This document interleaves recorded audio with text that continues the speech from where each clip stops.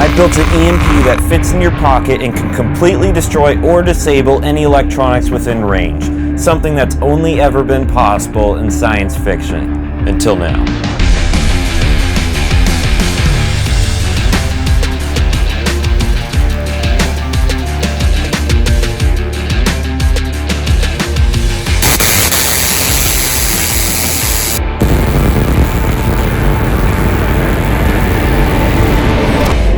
For those who don't know me, my name's Theo, and ever since I was a little kid, I've loved making cool things and posting about them on YouTube. And my ultimate dream is to someday be able to make money doing this. Now this is definitely one of the cooler projects I've attempted. I could talk about radiation and EMPs all day. I mean, I'm literally a licensed ham radio operator, but what the heck even is an EMP?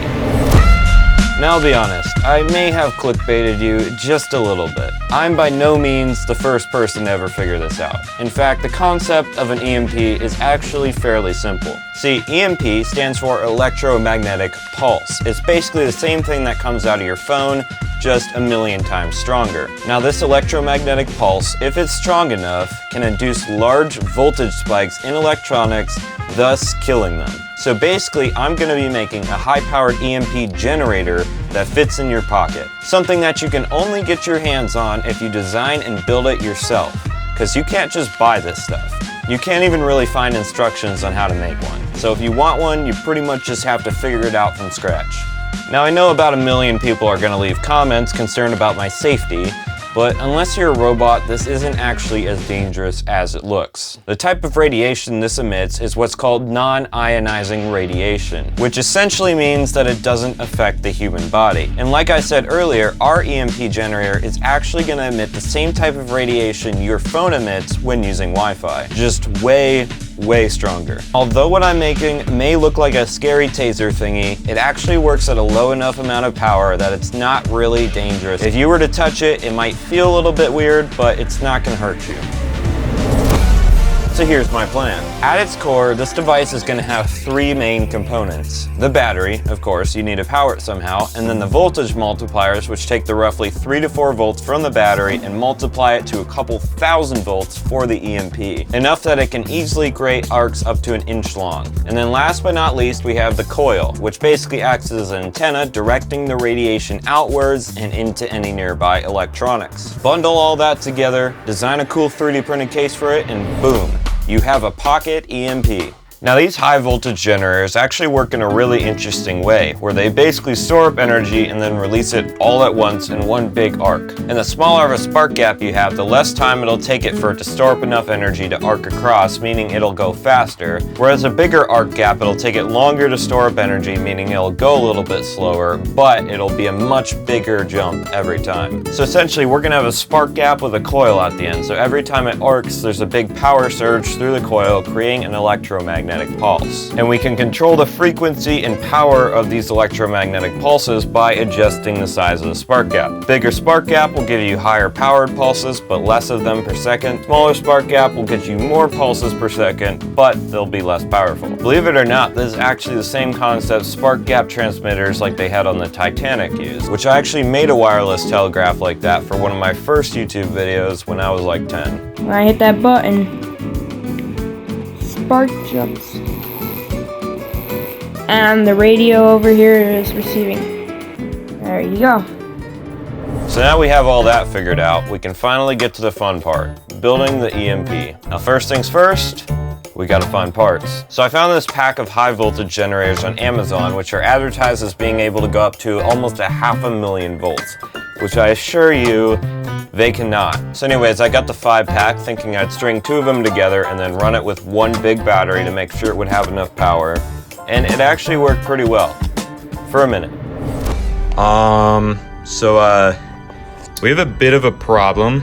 See, this is an 11 volt battery. These are made for like 4 volts. And I thought it would be fine if I used an 11 volt battery. Oh gosh, that scared the crap out of me.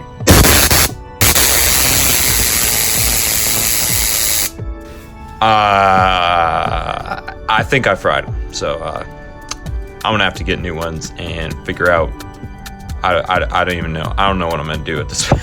I gotta get new ones. So yeah, I broke it pretty much immediately, but you know, it wouldn't be a pancakes video if I didn't. But anyways, I got new parts ordered, so while we wait, we can design and 3D print the actual body of the device. So the first step when you're doing anything like this is if you have a part that needs to have some kind of a slot it fits into, you need to make a replica of the part. That way you can cut it out of the actual body of the device, if that makes any sense.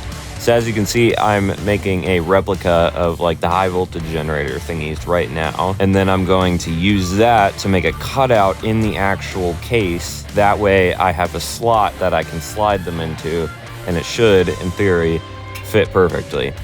As you can see, I'm using Tinkercad. I tried to use Blender, but then I was like, you know what? This sucks, because it turns out Blender isn't even really technically a CAD software, and honestly, for doing anything other than making like cool animations for videos and stuff, it kind of sucks, and I don't really want to buy like a real CAD software, so, you know, we're using Tinkercad today. It's fine, it works. But yeah, as you can see, I just made the cutouts in the top, so that's where we'll slide the little thingies in, and then I also made a cutout in the bottom for a battery slot, and then just basically hollowed the whole thing out so that we can stick wires and stuff in there. And so now I just export it, put it in the slicer software, which will basically take the model and turn it into instructions for the 3D printer so it actually knows what to do. And then we just send it over to the printer, and that's pretty much it. So yeah, the case came out pretty freaking sweet, and the parts just got here, which means it's finally time to build the EMP.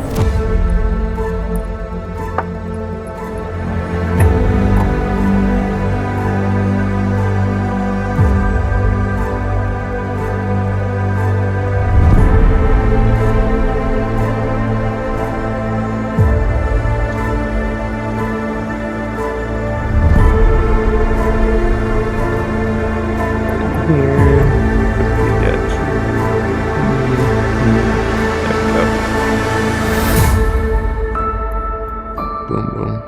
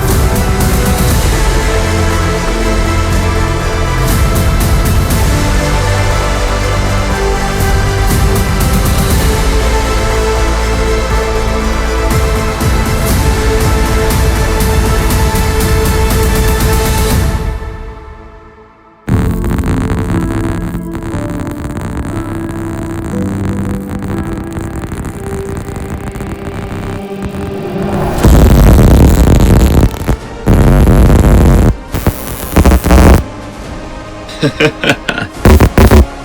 so this is actually kind of crazy. So I have this light bulb here, right? Look what happens if I put the EMP next to the light bulb.